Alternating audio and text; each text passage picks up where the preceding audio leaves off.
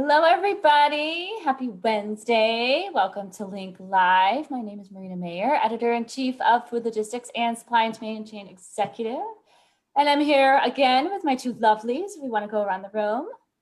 Hi, I'm Brielle Jacob. I'm the Associate Editor. And I am Mackenna Morales, and I am the Assistant Editor. And Mackenna is accompanied by Plum the Pillow. And yes. Brielle is going to sing us a song later because with her new microphone, she's turned into the pop star of the supply chain group. Podcaster. I'm a podcaster, not a pop star. Subscribe to our podcast on all streaming platforms. I love it. I love it. I love it. So welcome to Link Live. Today, we're going to talk about what a supply chain looks like amid a presidential election and what the transition of power means for the future of supply chains. And before we dive in, I just wanted to kind of go over a couple of housekeeping items. First off, today is Veterans Day, so I wanted to extend a big thank you to all of those who have served and continue to serve our country. I also continue to, you know this, I always extend our gratitude to today's essential workers.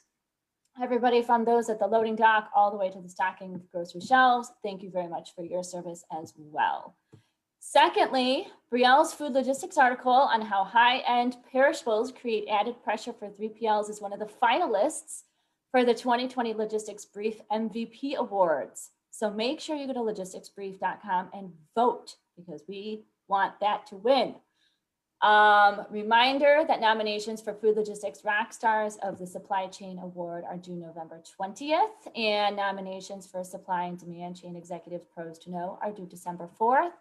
And registration for our SCN Summit Future of Supply Chains Week is open. It's free. You can register for a collection of them or just one, whatever you want. We have industry experts from Orkin, Herbal, Rashi, SAP, QuickBase, Eurotech Machinery, SimCorp, Swisslog, Mitsubishi, and Shipwell, all here to discuss cannabis, warehousing, transportation, procurement, and supply chain visibility. So please make sure you register. Go to foodlogistics.com and SDCExec.com. Okay, I'm done. Now, supply chains.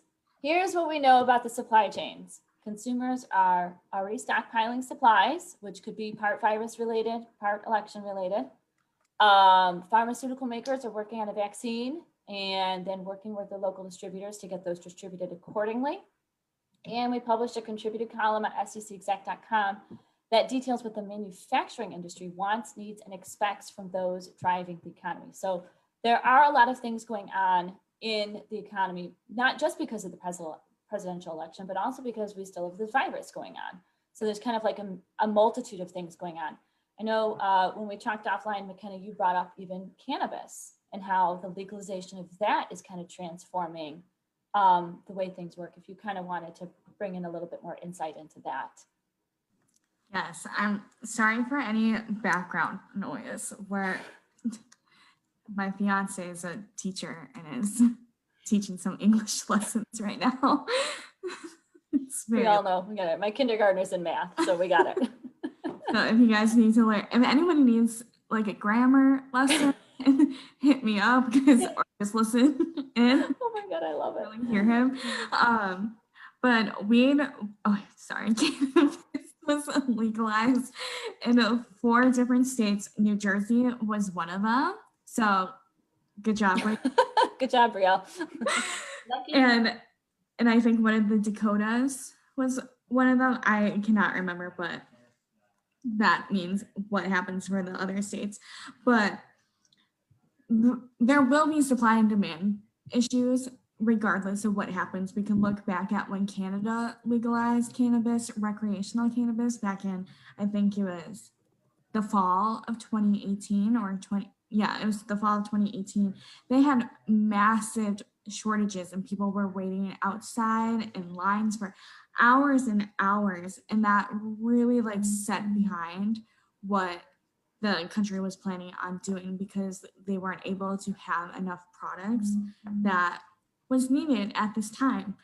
But when the news broke about the 4 states legalizing it, stocks grew up to 20% about this. So this is a huge industry that we are just breaking ground on.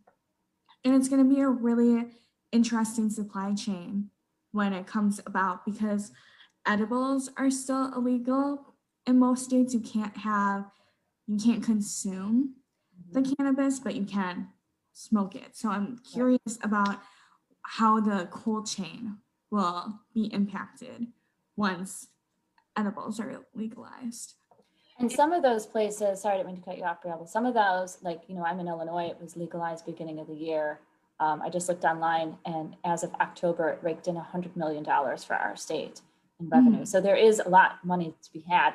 And I think, with all these states starting to go back on lockdown, it is considered an essential business. So that aspect of it will continue to run regardless of what happens.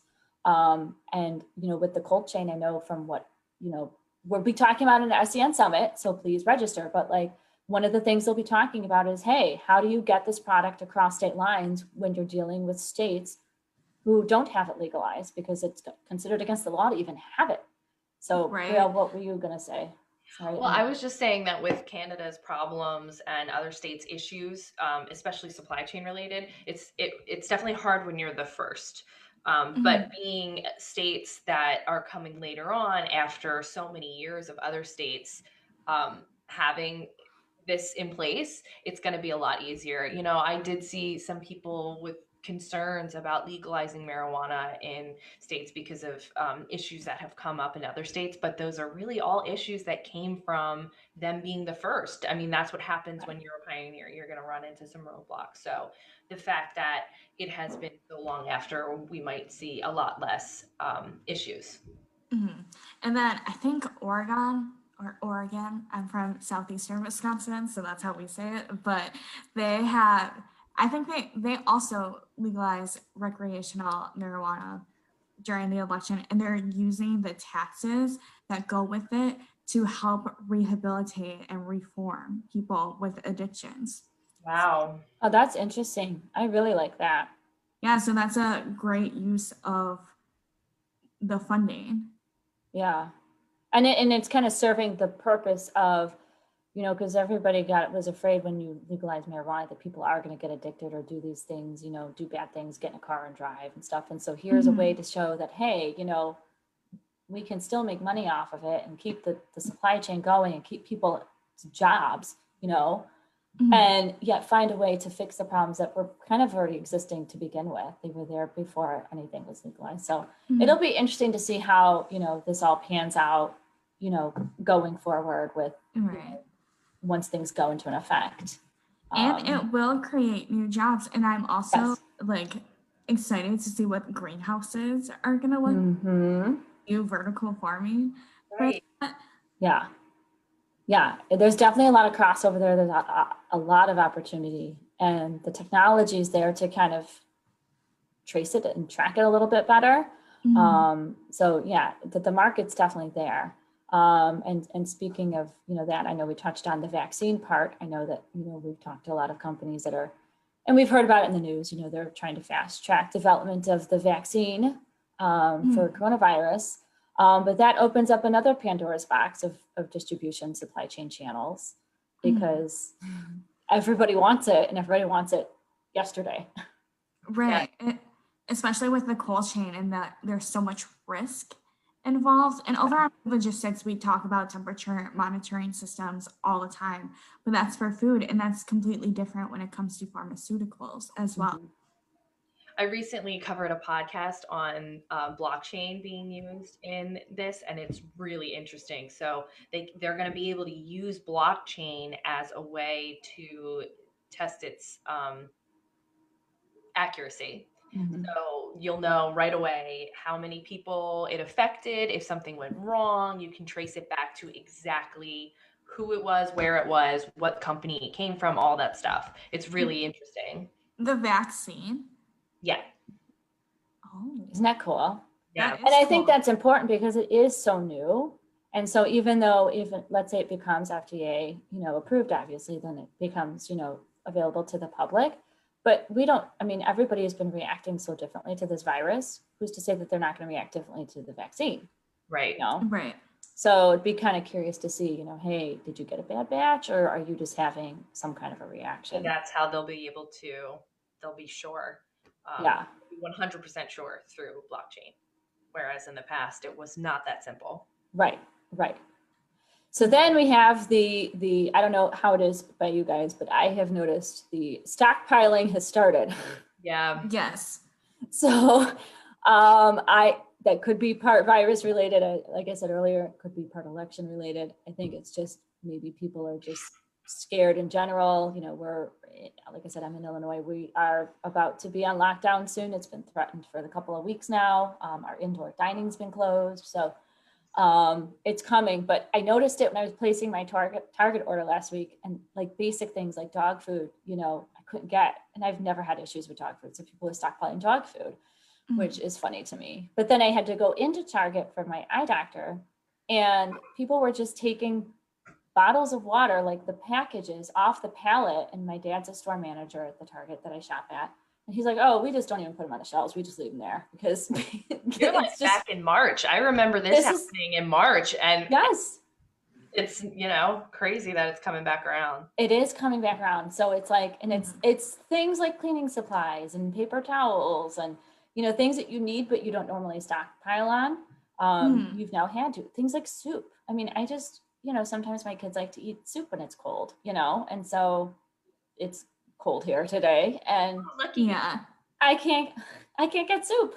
I really do think the stockpiling is a mix of both the virus and the election, because that is, my mother works in intake at a hospital on the COVID team, and she would constantly tell me to stock up on stuff. So I'm sure she's gonna watch this and be like, McKenna, but she's probably texting you right now. But it's true, people are scared, and then in the winter, I live in Wisconsin, people hunker down anyways, snow, and so we stockpile anyways. But like, when we came back from Modix, we actually needed toilet paper, and I couldn't find any, and it was the worst experience. Yeah. I remember the day. It was March 13th, Friday, March 13th. My dad calls me. It was like the day we returned from Modix that Thursday. At least Brielle and I did. I can't remember when your flight was, McKenna, but Brielle and I left like early Thursday morning. Flew out. I get a call Thursday night. My dad's like, you're going to have to find time to get here tomorrow to get stuff. I'm like, okay. So I get there Friday morning before work, and I literally it felt like I was in an episode of The Walking Dead, and people were just grabbing things and running. And, you're so removed when you're at a trade show from reality, and, it doesn't really set in where you are with things. And so he kept putting stuff in my cart. I was like, I'm not going to need 48 rolls of toilet paper. Like, that's insane. We eventually did, because we couldn't get any. So it worked. Right. But we're starting to experience that, things with like medication, like just Tylenol and string cheese. I couldn't even get string cheese. Oh, that's right. That was something that I noticed when the pandemic first started back in March. There was like no toilet paper, no Clorox wipes, but the medicine was fine. The Tylenol was fine. And I remember just like plucking a few, and I'm like, I'll stay healthy this way, but it may not be now though, because with all the kids, I mean, I think I take Tylenol every day now because my kids are home. So it's like by 2:00, I'm like, oh my gosh. My one dog's on a prescription diet, so I am nervous about that food. Oh, yeah. So that's a good point. So what happens when you have specialized diets, specialized foods? You can't necessarily stockpile on it because it's probably a prescription. I would assume. And it's $100. It's double the amount of regular dog food. Oh my God. And then with like last mile being pushed back and all like trucking being so overwhelmed, like we get pitches, we get press releases every single day that tell us that during the holiday season it's going to be even worse. The delays are going to be even worse. And so if you have prescriptions like that what could do you do? Yeah. I mean, you can't stockpile that. You can't, order ahead, and I think that's a very good point, and I'd be curious if anybody's watching who deals with, specifics like that, how you plan to handle it. I would love to get somebody on here to talk about that, because that is a key aspect to, you know, a supply chain disruption. Right. 2020 has just been a crazy year for disruptions. Like, I have had packages delayed because of COVID. I've had packages delayed because of civil unrest. And this all played a role in the election. There's no way to deny that. Mm-hmm. But when it comes to the holiday season and people are relying on logistics operations more than usual, and you're going to have some pretty pissed people. And like, my heart goes out to these people. Yeah. Well, I can answer the drug question. Go for it. When it was like full-fledged in March and April, I wrote an article about how the pharma industry was handling it. And so basically they were having people, because they couldn't have that many people in at a time, but they also wanted like a lot of, we needed more medicine, and then we needed the regular medicine. So what they would do was they would change their hours, like a lot of other logistics companies. So basically you had some people working on the weekends and some people working in during the weekdays, some people working at nights. Like their whole schedule changed just so they could be able to stay on task and keep up with demand. And so yes, they were working a lot more, but also separate hours. And I'd like to believe that these companies are a little bit more buttoned up and prepared this go around. I would like to believe, you know, what happened in March, I don't think anybody saw coming. And, you know, companies spend a lot of time retooling how they do things. And I would like to believe that, you know, they're better prepared. So I'm kind of bank on that, I guess, but it is still a challenge. It's a challenge for everyone. Look how much it's impacted our jobs. I mean, even though we've already worked remote, you know, it impacted how we operate and how we deliver to our readers. And, you know, ours was kind of an overnight simple, let's just do it and see what happens kind of a fix. But for a lot of companies, it's been an ongoing process. So, but back to the election, that's another thing. It's going to be really interesting, or just who knows what's going to happen, to see, because with a new administration change comes not only, you know, maybe a change in COVID regulations, but also a change in tariffs. Obviously the Trump administration was super heavy on tariffs, and, you know, Biden's administration is likely not going to be as heavy. So it's really going to change the logistics of it. Like maybe we will go back to overseas more because the United States is cracking down so much and our numbers are so high versus other countries that maybe not so high. So, you know, we really don't know what's going to happen. It's going to be super interesting. And hopefully, I was reading something on it this morning. It talked about, you know, more workforce training, which, you know, previous presidents, not just Trump, but like previous to that as well, you know, that was not really a big thing. But I know that is part of Biden's plan is to develop a better plan for workforce training. And it's across the board. And the supply chain should not be exempt from that, because through all of this industry has been able to figure out how to keep things moving. And, you know, they've had disruptions and they've hit some bumps in the road, but they've also dealt with civil unrest. They've also dealt with natural disasters. You know, there's a lot of other things going on that continue to impact their day-to-day. So it's just interesting to see how these companies, you know, hopefully 2021 will be a little easier for everybody. You know, it all started when Kobe Bryant's plane went down. That's when it started. And I'm sorry, because I love him, but like, that's what started it. I feel like everything after that went downhill. Huh? Australia's fires happened first, and then Kobe's helicopter went down. What did I say? Plane. Oh, that's the same thing. It's not like I said his train. And then for a minute, I thought I said something like completely off. Like, speaking of helicopters, want to give a shout out to my brother, who's not a veteran. He's in the Navy on veteran. Oh, yay! Thank you for your service. Yeah, thank you for your service, Brandon. His name is Brian. Brandon. I heard Brian too. I think he's okay. See, I'm not that crazy. Okay. Shout out to our sales guy, Brian. Yeah. He was in Canada. Yay, Brian. probably watching. Anyways, well, thank you to everybody who continues to move product through the supply chain. Thank you to everybody who will continue to do that. And thank you to those who work hard to make sure this industry is top of mind for a lot of our young professionals, for a lot of the folks that are trying to figure out what to do with their lives, and think that supply chain may be part of that mix. There's a lot of folks out there who are working really hard to make sure that it becomes a part of their list. So that's what our SDN Summit is about. That's what it's been about. So make sure you register. Make sure you download our Link podcast. It is on Spotify. I know I'm going to miss one. Apple. Wherever you get. And now, Yes. I'm drunk. Where? Google playlists. Okay, so I was going to say that, and I was like, no, maybe not, but no, that's right. No, it's for playlists for the most part.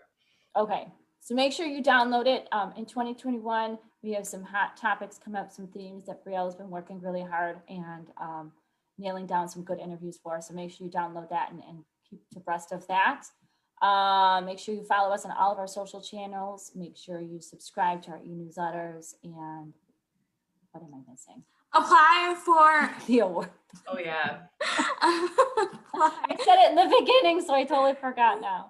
But Apply continue. for the Pros to Know and the Rockstars of the Supply Chain Award. Rockstars closes November 20th, and the Pros close on December 4th. But also, we are currently working on a new series. So if you were on the front lines and you were an essential worker during the pandemic, please reach out to me. You can find all my contact information in our Contact Us page on SDCEexec.com and foodlogistics.com. Yay! I love it. Vote for high unperishable articles. And vote for Brielle. Yes, absolutely. And make sure you tune in every Wednesday at 11 a.m. Central. Next week, we will be talking about driver shortage. And we have a guest, Rebecca Brewster, President and CEO of American Transportation Research Institute, will be joining us to talk about driver shortage and other trucking trends. And make sure you continue to follow us because later in the year, we'll be talking about diversity and inclusion. Mackenna's put together this fun little bloopers reel that we're going to be showing. So lots of fun stuff and lots of great content coming up in 2021. Make sure you also download our print and digital editorial calendars because we have lots of good topics, lots of new topics, lots of great opportunities for interviews and for columns. So our door is always open. My door is always open. That sign lasted the entire time. I just want you to know that 2 seconds before we hit live, it fell down. Yay. So thank you, everybody. Thank you to our veterans. Thank you to our essential workers. Thank you to Mackenna and Brielle. And thank you to everybody watching. This is Link Live. We'll see you next week, 11 a.m. Central. Bye. Bye.